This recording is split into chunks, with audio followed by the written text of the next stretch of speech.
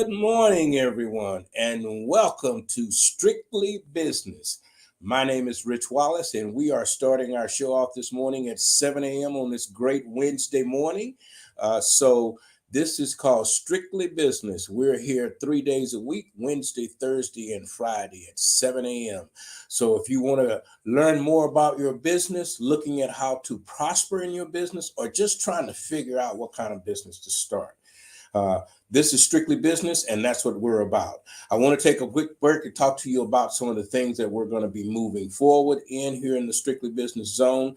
We're going to be talking about people that want to be in business and doesn't have a clue of what they want to do.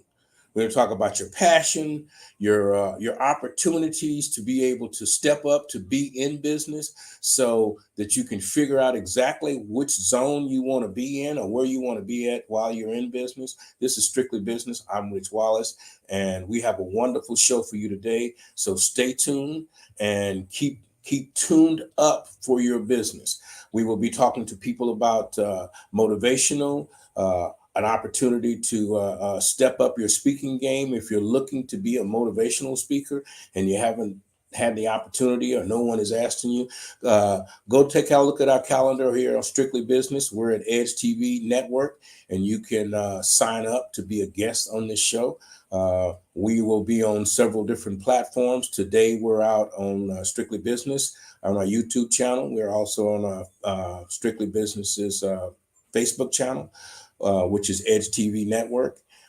We are a part of the Southern California Black Chamber of Commerce. And that is a business organization that networks from the desert to the sea. So if you're looking for an opportunity to network, we will be talking about our upcoming Juneteenth events coming up. June 11th, we have a great opportunity to have an expo out at the Renaissance Hotel in Long Beach, California. So it's going to be a great event. And then it's going to be a formal dinner that night. You can get that information at blackchamberofcommerce.org. And if you want to come out for this fabulous dinner at the Renaissance Hotel on June 11th, or just deal with Expo, we're going to have some great speakers from the Long Beach area to talk about gas company, how to do business with Southern California Edison, just different groups. We had Southern California Edison on last week, and he was telling us about quite a bit of information that Edison is hiring. Edison is looking for pole people. They're looking for all different types of things. So you can get that information from our website. So please take a look at that and look at opportunities that are coming your way. This is Strictly Business, and we are on 3 mornings a week, Wednesday morning, Thursday morning, and Friday. We will be coming back talking about our celebrity golf tournament coming up. So stay tuned. We're going to take a quick, short commercial break, and we will be back with our guests. Hi, I'm Shelly, and I have a very important message for you. A message that might just change your life.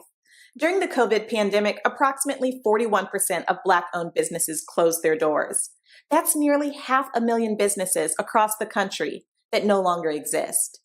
Boom. Just like that, they are gone. But there is still hope. Saturday, June 11th at the Renaissance Long Beach Hotel, Edge TV Network is searching for Black business owners willing to share their story on the all-new TV show, Get Funded. Come and pitch your business. If you are a Black business owner or entrepreneur, if you have tried applying for business grants and business loans only to be turned down, or if you have the next great multi-million-dollar business idea but don't have the funds, we want to meet you. Learn more at edgetvnetwork.net.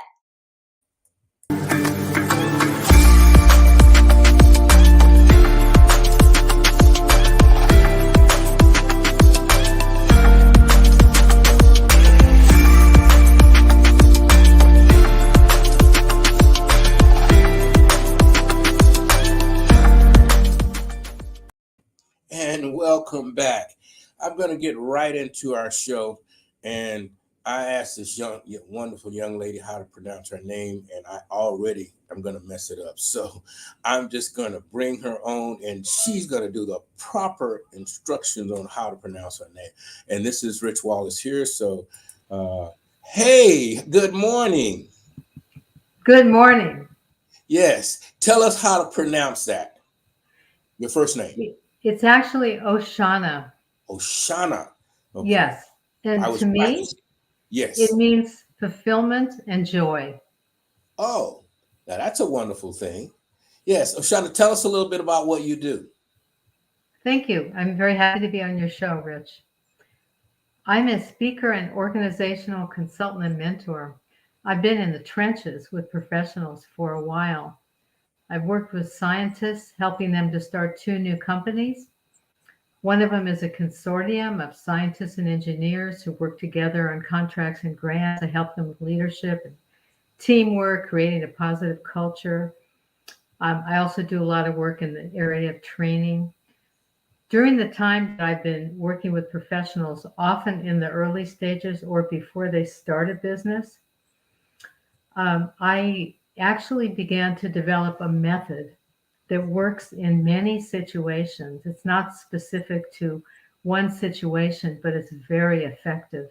And it's very effective when you're just in the beginning stages. Maybe you're just thinking of something, it's been on your mind for a long time, or it's been a hobby, but you don't know how to monetize it.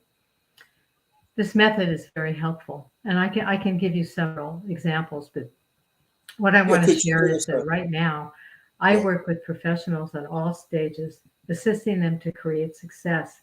And I speak about creating success. And at times, I also speak about creating joy because I discovered many years ago, and I saw this in my clients, that when joy was present in their life and work, they were more productive, their relationships were better, they achieved their goals more easily, and new opportunities came to them.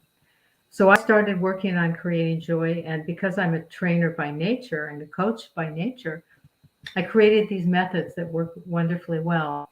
These methods are now the beginning of a new institute I'm starting called Oshana's Joy Institute. What I want to say about the institute is that it's not only about joy, it's about achieving our goals, creating success, and making a difference in the world.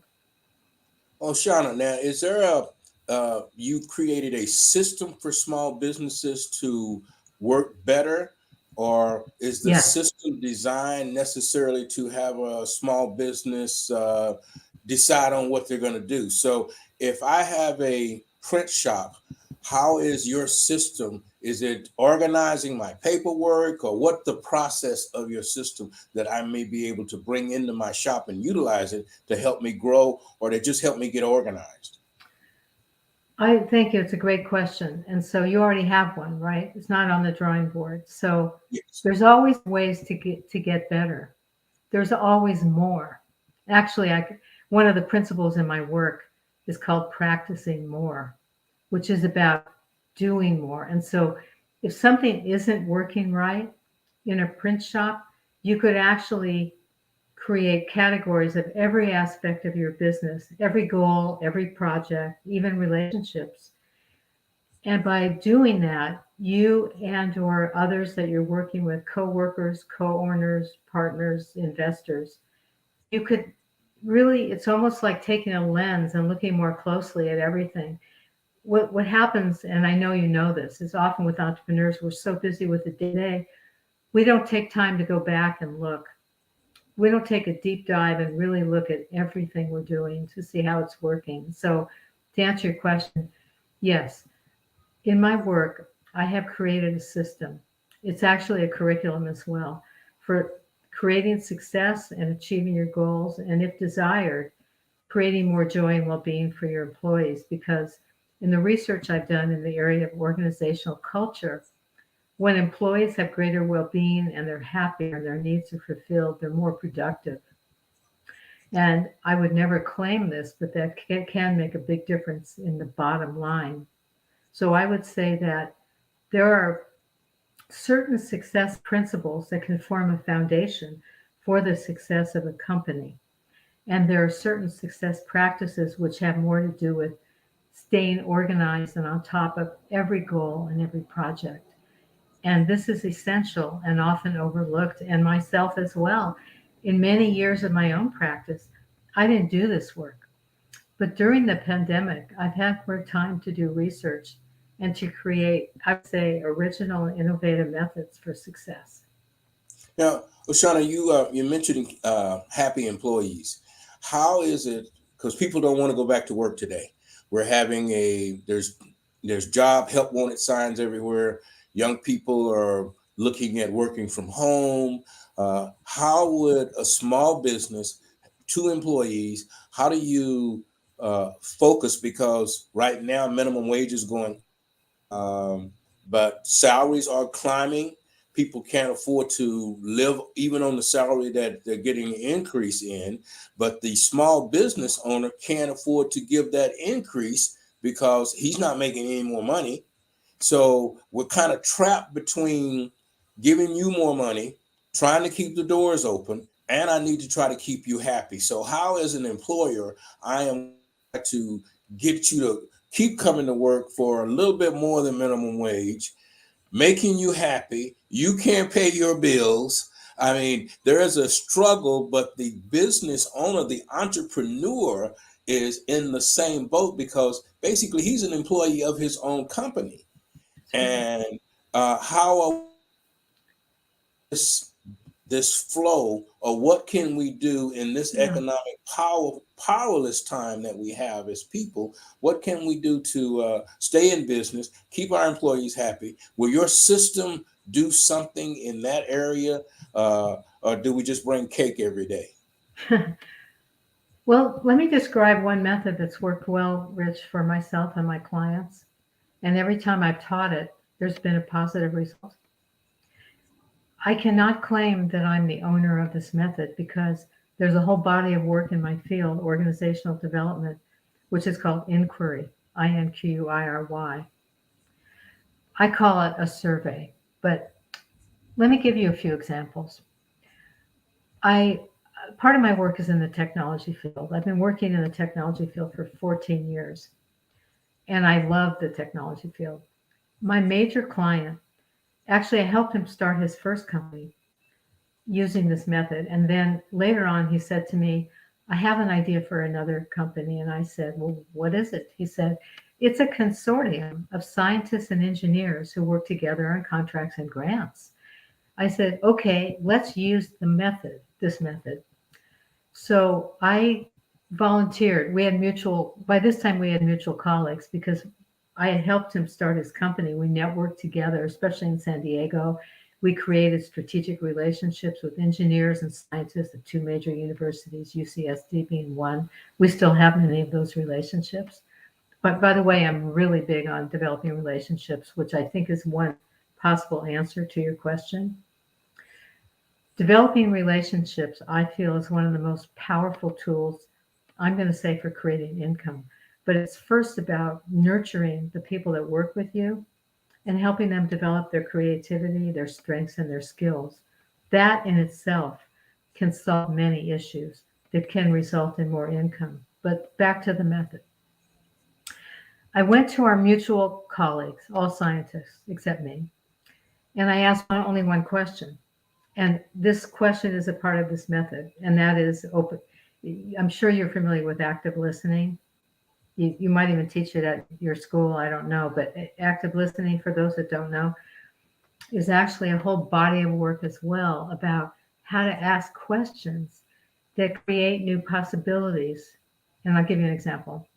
If you were to say to me, do you like pizza? I would say yes. But if you were to say to me, what kind of pizza do you like? I might say, I like Greek pizza with olives and anchovies and salsa and all this other stuff. Two ways of asking questions, two completely different answers and results. Using open-ended questions is also a very powerful tool for nurturing the creativity of employees. And when you do that, you also honor and respect and appreciate their individuality, their contributions, and they get that. They feel that. So back to the example. I got on the phone. I asked about 15 scientists, what are your biggest challenges and goals? They all said the same thing. This was at least 5 years ago. They said funding and collaboration. They all said the same thing. So because they all had the same goals and challenges, we felt that we might have something that would address their needs more than large professional networking organizations. And I believe we were right. We started having virtual meetings every week. I led them for a while, and then now an engineer leads them. Through having those meetings together, they created, with some assistance on my part, I would say, a less than hierarchical structure. Leadership, teamwork, they make decisions together as if they're one tribe, one flock of birds. There's no hierarchy. They all have different areas of expertise, and they all respect one another. That's partially, I think, the power of developing relationships in depth, and also by the assistance of this wonderful method. I'll give you another example of the method. It's not specific to scientists or any situation. Well, I actually used it myself. I was looking for some additional work in the technology field. I had numerous conversations with a close colleague of mine, a scientist and engineer, and nothing was really gelling about the right kind of engagement. Finally, because I asked a lot of questions, he ended up hiring me. And I had a wonderful engagement with him. He worked at a university at that time, and I assisted him to find a strategic partner for an agriculture project he was working on, again, using the method. This method is just a way of listening and asking questions, like you're doing with me. I feel you're really listening. And because we're multitasking, we're so busy and we're concerned with income and paying payroll, we don't take the time to listen to our employees. Often, because they're in the trenches, they might have a key that we would have never thought of. Actually, I teach this technique to groups, teams, because in developing powerful and effective teamwork, developing new ideas together and working on projects together is so essential.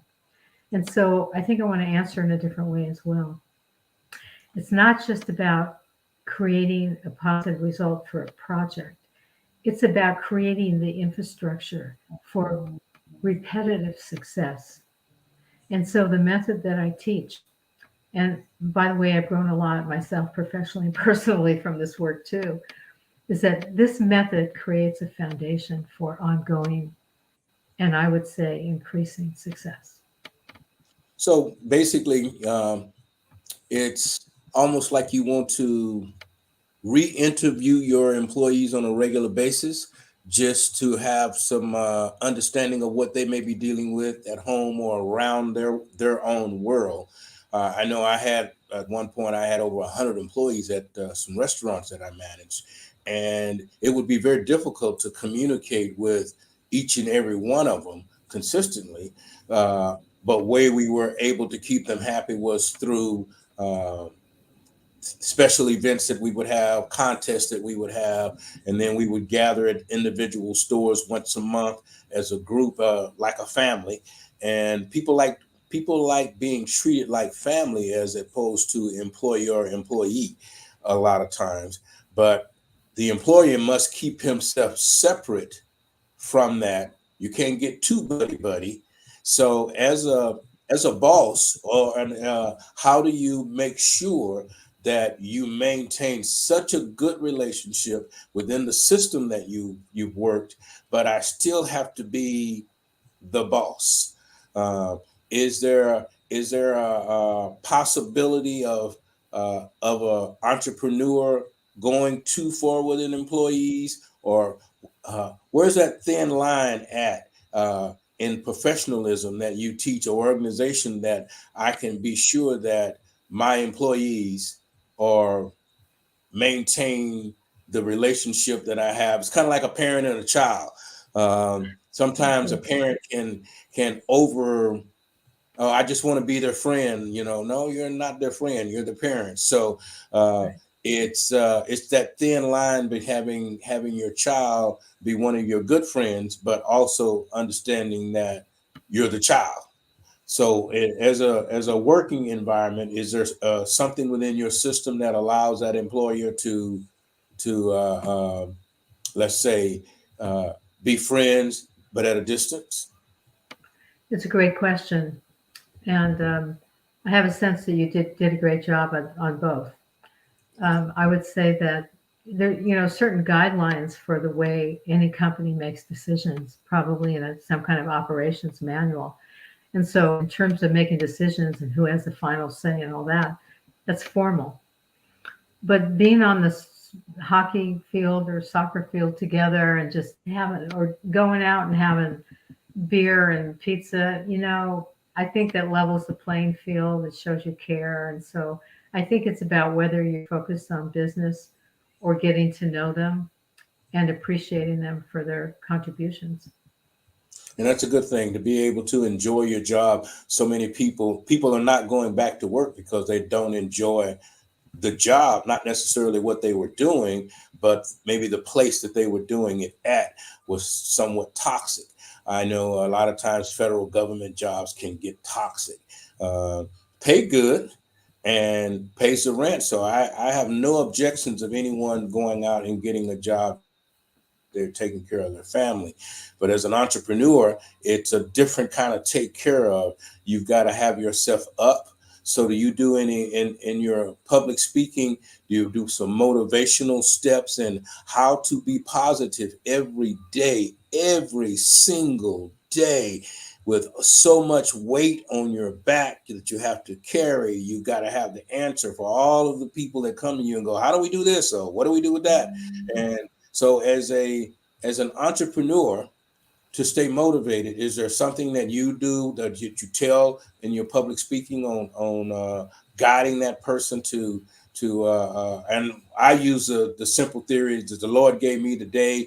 All I got to do is be glad in it. So it's, for me, it's a free day, so I'm not going to let anyone else mess up my day. So what do you use in tactics to be able to tell people to keep it moving, to keep going? Thank you. Your questions are great. Actually, there's two success principles I'd like to share. And what I discovered, because I'm hired to help professionals create results, is that that's what they pay me for. However, there's many ways to create results. And so if I could share these two principles, what I found is that there's a relationship between achieving your goals and creating well-being. They are two different, I would say, bodies of work, but one of them enlivens the other enlivens the other. And so when you can work on both of them at the same time, it's amazing.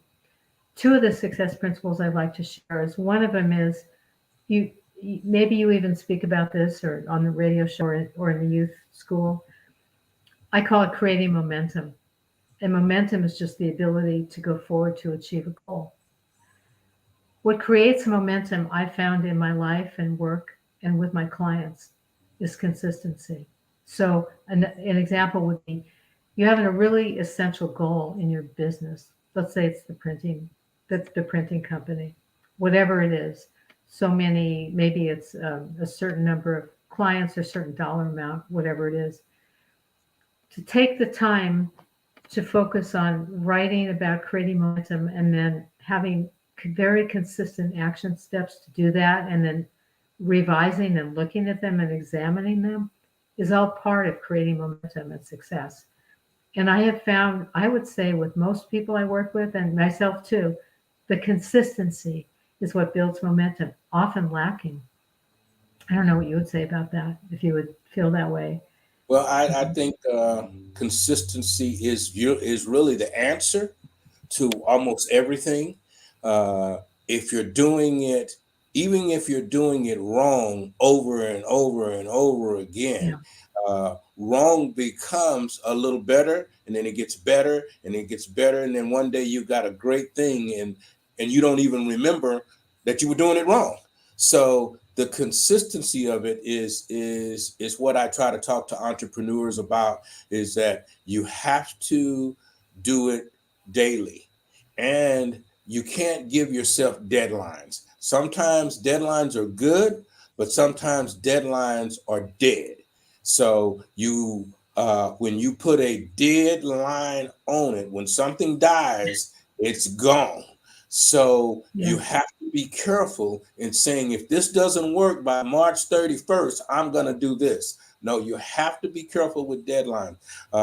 And we call them timeouts here. So we have a certain length of time that we need to be doing something. So if it's not done by that time, then that's timeout. People say, well, what's the deadline on your newsletter? Well, we don't have a deadline. We have a timeout line. So because we may go past that, and once you call it dead, it's dead. So consistency, as I tell people, is that it's very, very important, and to engage your consistency. So you can be the best consistent person at home in the kitchen, but if you don't engage anything to get outside of the house, you're the best kept secret in the house. So engagement with other people, and don't be afraid to share the vision, the end vision. Sometimes people don't get along the way, and they say sometimes, well, you can't share your vision with everybody, and that's true. So you have to qualify the people that you talk to. So qualification of people around you is very good. So sometimes you have to let go of Pookie and them because they're not going in the same direction that you are. So when you're talking to your groups, are you telling them to have an outlet? Uh, Everyone needs somebody to say, you know what, Oh, I'm not sick of these folks. But yeah, then yeah, so is that yeah, outlet something that you do in your sessions? yeah. Thank you for asking that. Are you familiar with Napoleon Hill's work? Yes, some of it. Well, he's been one of my gurus for this period of time during the pandemic. There's a few others. Brian Tracy's another one, but Napoleon Hill is really big on what's called mastermind groups. I'm sure you've heard that expression, but I can explain it too. It's really a group of two or more. It could be a wife or a husband, and often it is someone in a family or a close friend or a colleague or a client could also be part of a mastermind group. And I think that's what I was referring to, as well as eliciting the ideas of people that work for you is very powerful and effective. I would say that I am embarking on a whole mastermind period in my life and work. I was a solo practitioner for most of the time that I've been doing this work.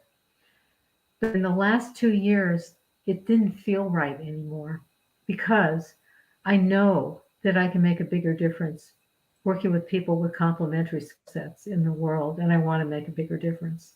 And so, what I'm doing differently, in fact, I told my mother this, she was happy because she got like, you can't just do it all alone anymore. By the way, she's 97 tomorrow. Oh, congratulations. Happy And she's birthday. in Palm, she's in the desert. Oh, okay. You got Yeah. to get her to come out and hang with us. Yeah, yeah. Well, I don't know about that, but I'll share your good wishes with her. So anyway, I'm starting to mastermind like crazy because I have projects that I've had on the drawing board for a long time, and I know that I don't have all the answers, and so I'm. It's really a fantastic place in my work to be able to reach out and hear the ideas of others, often better than my own, and to share this work with clients and suggest that they do the same. And I actually am working with someone right now who's in the holistic health field, and I'm encouraging her to do the same. Okay. You mentioned you have something on the planning stage. One of the things that we talk to a lot of entrepreneurs about is over planning, planning to plan the plan. And when is the engagement time to pick up the plan and start at least part of it? Because a Yeah, lot of entrepreneurs, the the fear of starting is really more so anything than, even if you have to start over. Uh, but you must start. So when is a good time that you've come up with the name of your company, you filed for your tax ID number, you've got your paperwork in order, but all I need is a good marketing plan.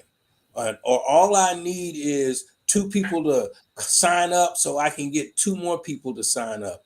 All I need is $100,000 and I'm ready to go.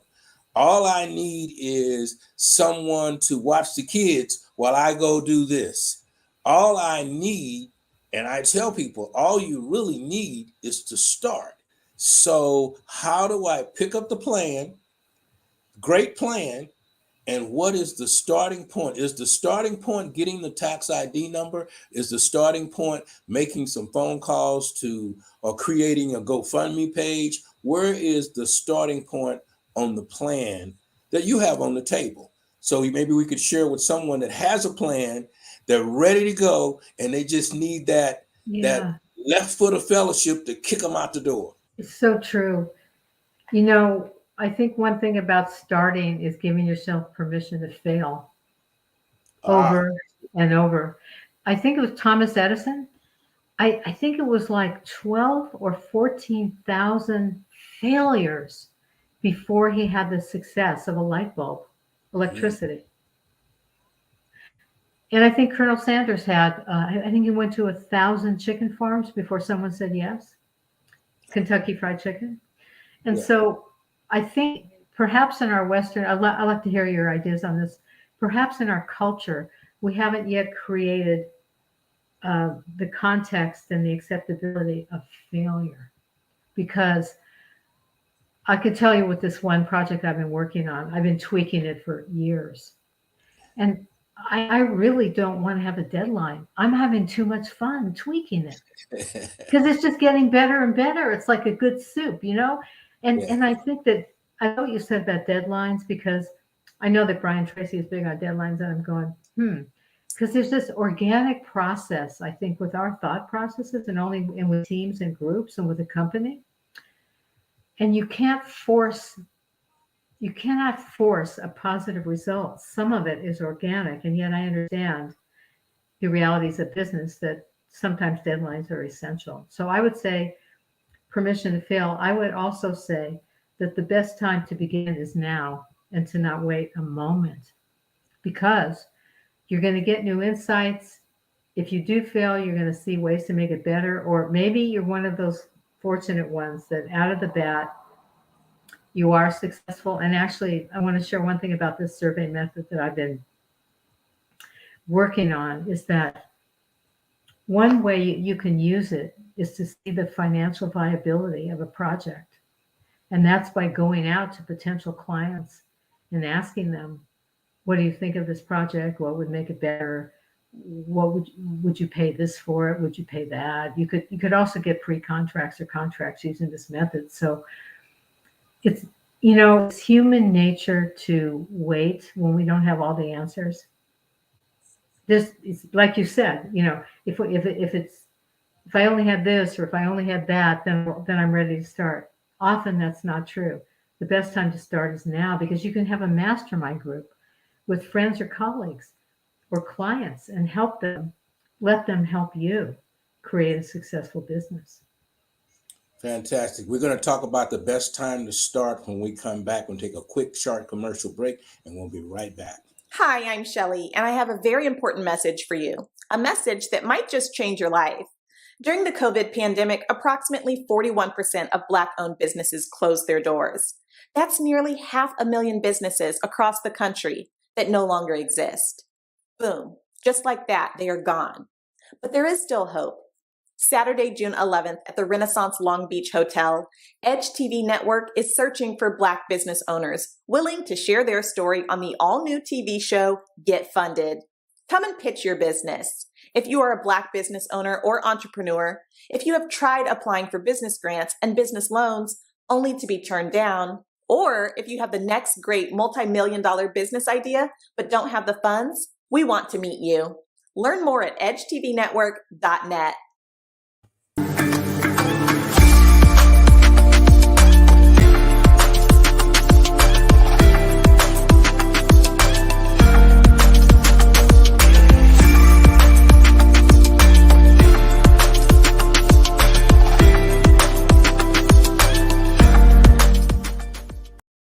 And And we're back, and we're talking on Ashana, and we're talking about the best time to start your business is now. And now is what we're going to talk about, what to do next. Um, I've had some people in the chat room wanted to know, well, what do I do next? And we say, well, next is make a list.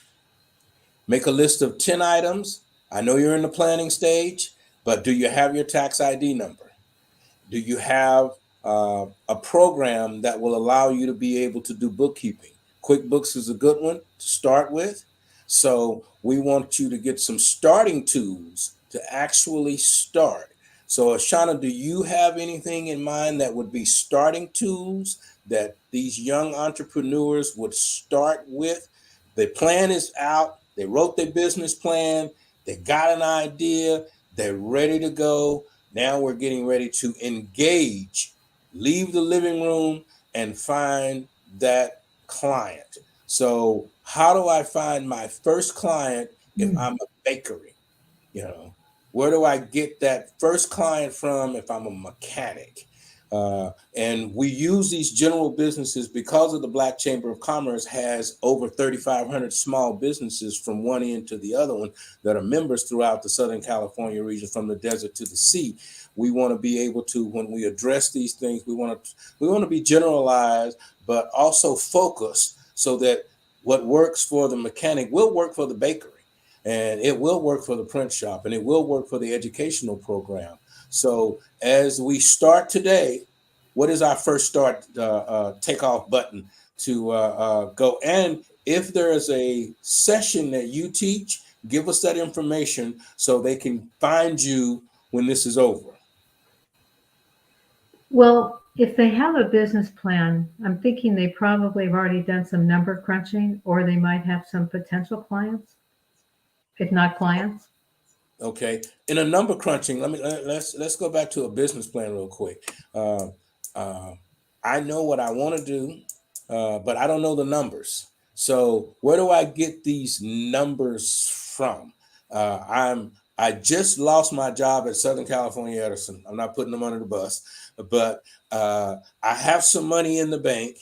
I want to open up a daycare. Where do I get these numbers from? Well, I would use the survey method. I would actually invite people to be with you in a mastermind kind of a group. And I would create a list of really helpful questions so that I know what they want. And once you do that, if you have a mastermind group of 10 or 20 people and they're all saying, this is the best thing since sliced bread, how do I sign up? Then it would be a good idea if you have your fees ready for them to sign up. That's the best case, right? But if you need to do some tweaking and their feedback is helpful to you, put them on your team. I mean, give them discounts or something, and when you're ready to actually have clients sign up with you, because feedback is often overlooked. I call it the missing step, or a missing step. I'm sure you probably know of other missing steps. This one is so often, look at the number of companies that spend millions of dollars starting something, but they never do this. They may succeed, but they may not. If you have great feedback in the beginning, you can move those conversations to a sale or a contract for services for a period of time.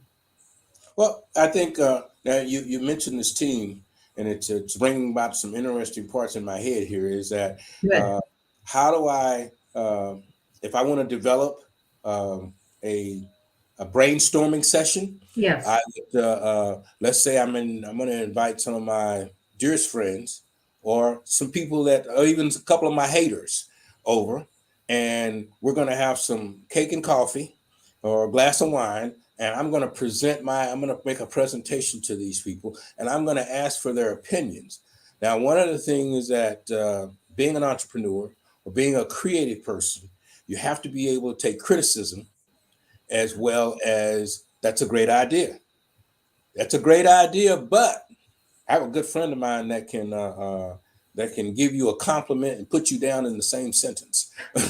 So you have to be able to take the information and tweak it because you really do want to know what's wrong, and your friends will tell you what's wrong with it. Yeah.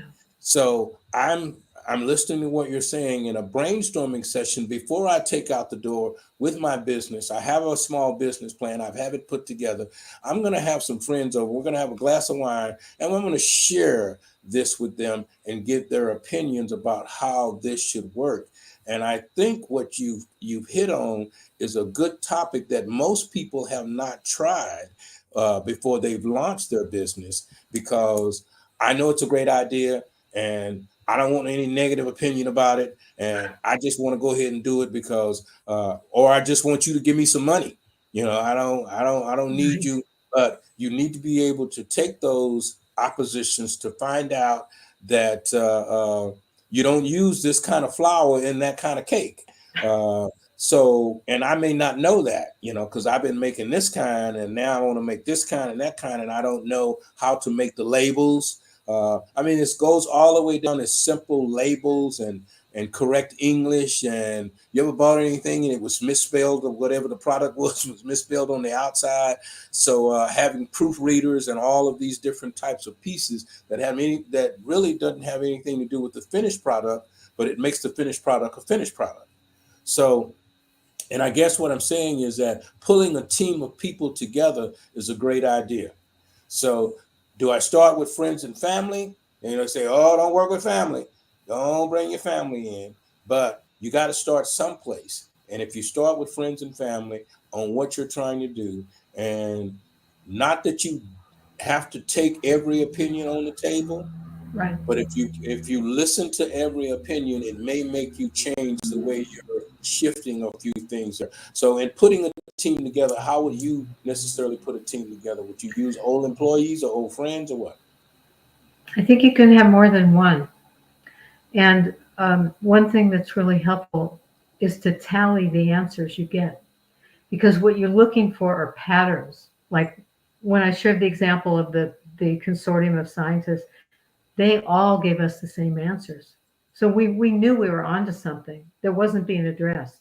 If you keep track of all their answers and then you look to see if there really are patterns to those answers, that's very helpful. And it doesn't mean you can't change it later. It doesn't mean you have to to take all of their answers and feedback would be to give your power away. And that's not why you're becoming an entrepreneur, because you want to have control over your choices and do something you love that makes money.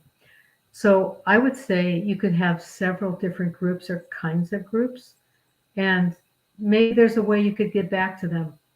Certainly different with friends and family than people that you're hiring or colleagues or whatever. But I do my best to offer ways I could get back whenever I ask for something like this. Okay. So basically, kind of what's in it for me. Yeah.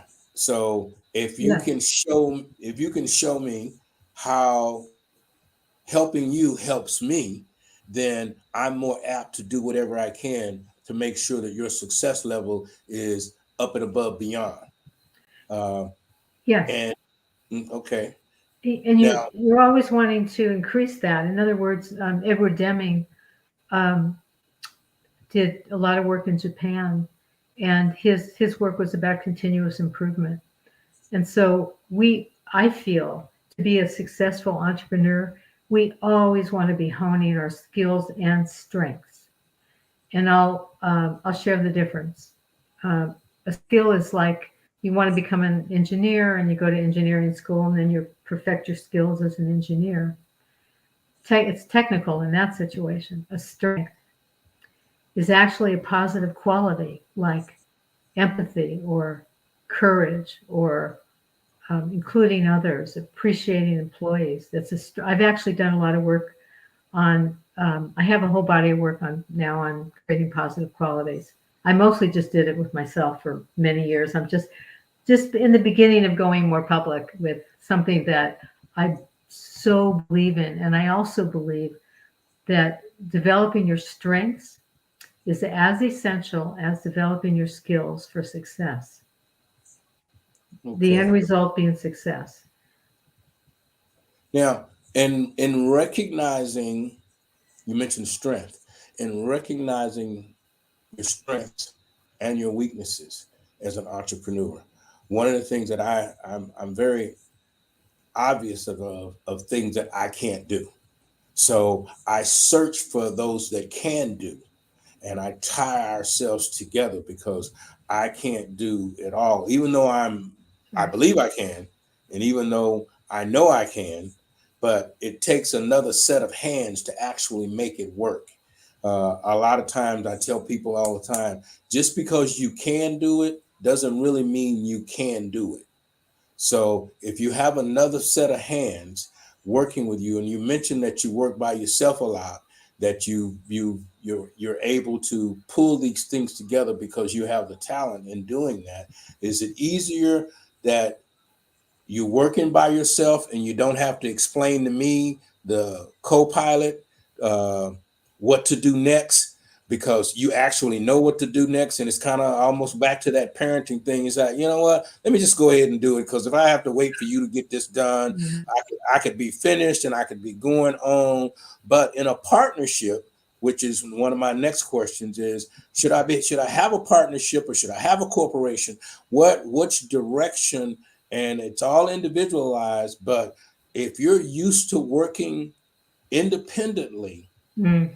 partnership is a dangerous situation to be in unless you're humble enough to hand something and accept it however it comes back. Yeah, I think that's why if we're embarking on partnership because we want to give more, the positive quality and strength part is so essential because we might say no to opportunities of partnership because we haven't mastered. Like personally, I think it's true with me. I'm not a great delegator. I'm just, it's like it's just something I'm still working on. But because I'm embarking on collaborations and all of that, I'm getting better at it. And it's just wonderful. It's so I'm going to say this. It's really wonderful to be vulnerable enough to share and acknowledge a weakness because in that vulnerability and desire to get better, who would who would know? I mean, sometimes you can get so much better that nobody would ever know it was ever a weakness. And I had that once in a kitchen, actually, with a group. I was just horrible in the kitchen. It was a group, it was a community kind of situation. I was horrible in the kitchen. I got really good at it so that I ended up being able kind of a leader and teaching people how to be in the kitchen. Who would have known? It's Consistency. so interesting. Yeah. And I think for me, that goes back to there's a wonderful woman. I've also been studying Brene Brown. She's written several books. She has a social work background. She teaches at a university and she talks a lot about, she's on YouTube. In fact, her YouTube went viral. That's how all these things happened for her. What's her name She again? talks a lot about vulnerability. And in this, I call it the age of collaboration. I feel as a humanity, we're embarking on an age of collaboration because the problems that are in front of us to solve are not ones that I feel most people do alone, unless they're a brilliant scientist and they have the answer to climate change or whatever. We need each other right now to solve problems. And so collaboration and partnership and group skills have never been more important.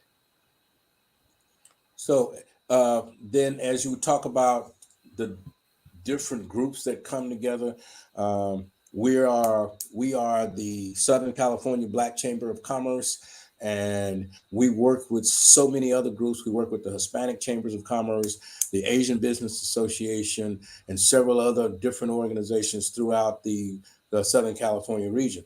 And in putting these events together with what we're doing here at the chamber, we're pretty much targeted in making sure that businesses are successful, our businesses that come along, and we want to talk about how it is that they can be successful with the environment that we're in. I'm watching the news this morning. The economy's bad.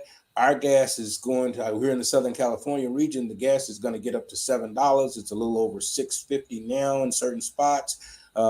With all of those type of things, I was on the freeway yesterday and gas is $6 a gallon. Every freeway was packed.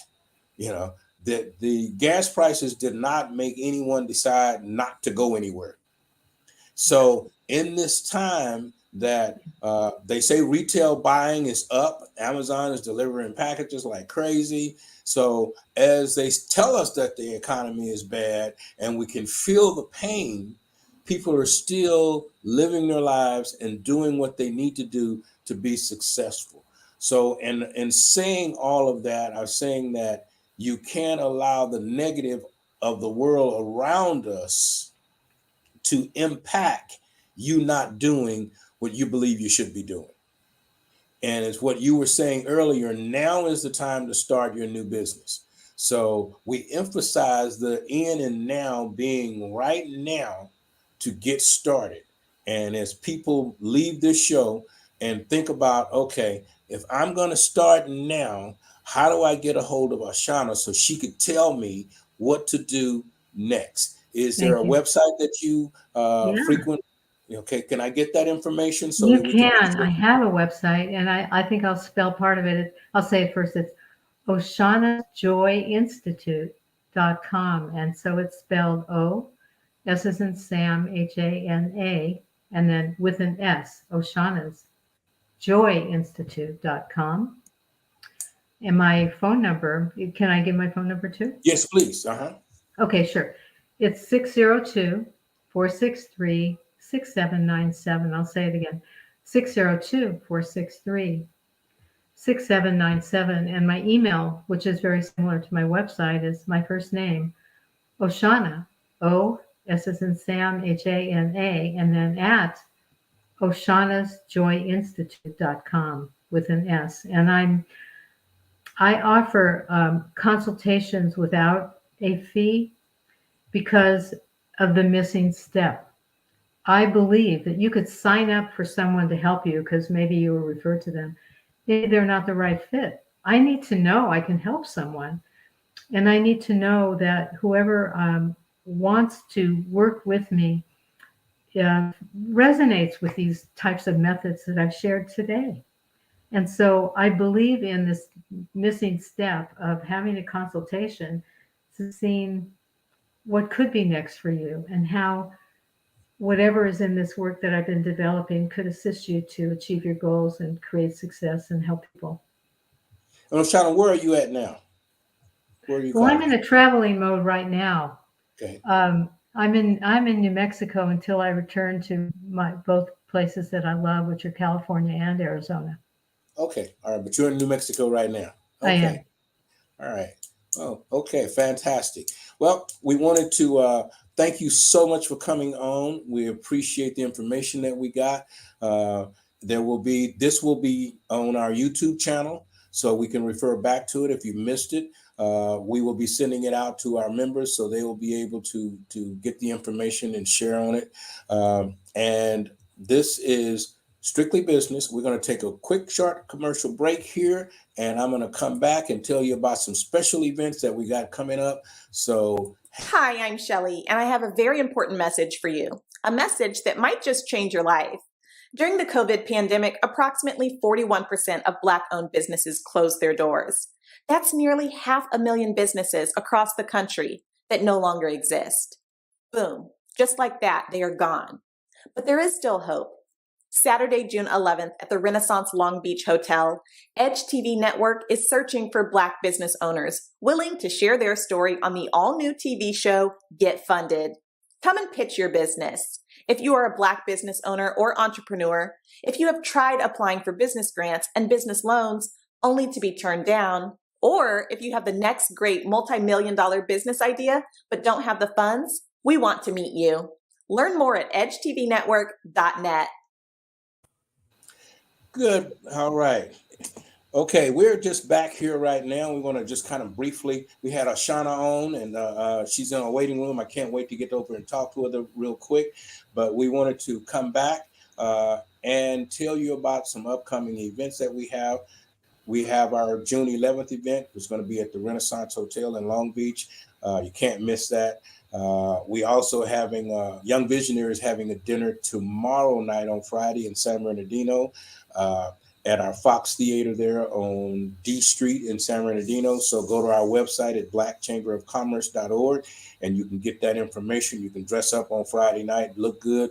The African American Chamber in Los Angeles, GLAC, is having their dinner this Thursday. So great opportunity to go network there as well. And we have our celebrity golf tournament coming up in the Rose Bowl Brookside Golf Course on June 18th. So you don't want to miss that. And if you're one of those great trash talkers and you want to play bid whist, we've got a bid whist tournament coming up at the Santa Anita Racetrack. It's the last day of the races on June 18th. So you really want to be out there in the Santa Anita area. But if you're in San Bernardino at Valley College, we're having a massive Juneteenth weekend event on Saturday, June 18th at Valley College in San Bernardino. And you can find that information out on our website at blackchamberofcommerce.org. This is Strictly Business. We have enjoyed you today. Tomorrow, Thursday, we're going to have Union Bank on. Kimberly Perry from Union Bank will be here. And we will also have a couple of other people, guests on tomorrow, talking about small businesses in the wine area out in Temecula. We're also going to have some people from the Long Beach area talking about the upcoming Long Beach event. So there's going to be quite a big show Thursday. Friday, you want to learn how to get your product in the grocery store? Friday at our 7 a.m. show, we're going to be talking about how to get your product on the shelf. We have New Orleans Bill coming in and a few other products that are now in marketplaces. So if you have this great pie or this great cake and you want to sell it on a massive level, you want to get it into the big blockbuster stores, we will be talking about that this Friday. So it'll be a great opportunity to find out how to move my product from my kitchen to a retail environment so you could sell thousands of them. And we'll have some people on that have actually successfully done that. And they will give you the tips of what they need to do and how to be able to make that work.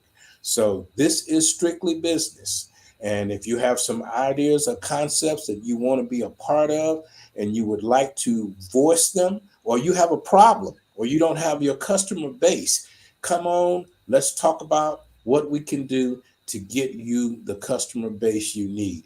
If you need some training, go to our YouTube channel at Strictly Business at edgetvnetwork.net, and you will be able to find out different types of things that you can do to start your business. If you're not a member of the Southern California Black Chamber of Commerce from the desert to the sea, consider being a member. Our membership is very reasonable, and it allows you access to corporate America, small businesses in and out of your neighborhood, an opportunity to network. We network 14 times a month in all areas. This is Wednesday, the 18th, 5/18, and we're in Long Beach tonight. So great opportunity to network in Long Beach. Tune into our network at Edge TV, and you'll be able to view the Long Beach meeting live and get some information about what we're doing in Long Beach. And once again, on Friday, we're going to be down in the San Bernardino area at Young Visionaries annual casino night celebration. So be a part of that. This is Rich Wallace, and this is Strictly Business. And thank you for being a part. I think I have one comment I need to. Okay. All right. So we want to thank you once again for being a part of what we're doing. Strictly Business. See you tomorrow morning at 7 a.m.